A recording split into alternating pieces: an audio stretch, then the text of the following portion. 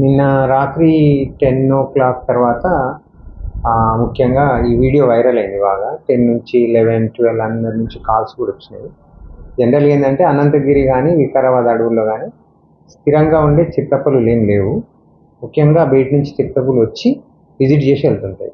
కానీ మామూలుగా August, September, October, November ఈ నెలల్లో వస్తాయి. కానీ ఈసారి కొంచెం ఈ జనవరి, ఫిబ్రవరి మంత్లో కనపడింది అది.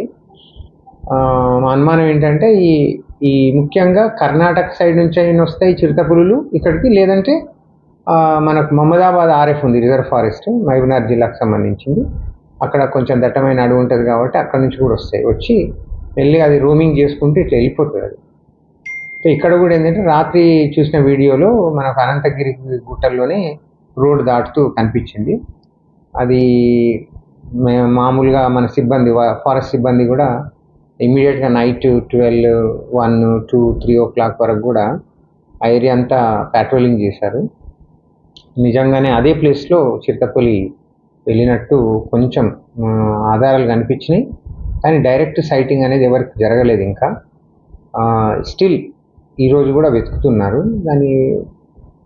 నాకు తెలిసినంత వరకు ఏంటంటే ఇది అక్కడ స్థిరంగా ఉండకుండా వెళ్ళిపోయి ఉండొచ్చు.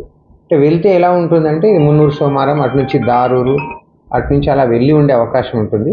కాబట్టి ముఖ్యంగా ఈ ప్రాంతంలో ఉండేటువంటి ప్రజలు కొంచెం అప్రమత్తంగా ఉండాలి. మనుషుల మీద దాడి చేసే అవకాశాలు చాలా తక్కువ, దాడి చేయదు. చిన్నపిల్లలు ఒంటరిగా ఈ ఫారెస్ట్ ఏరియాలోకి వెళ్ళినప్పుడు కొంచెం జాగ్రత్తగా ఉండాలి, పంపించకుండా ఉండాలి. ఒకరిద్దరు కలిసి తిరుగుతున్నప్పుడు చిరుతపులులు దాడి చేసే అవకాశం చాలా తక్కువగా ఉంటుంది. కొంచెం అప్రమత్తంగా ఉంటే చాలు.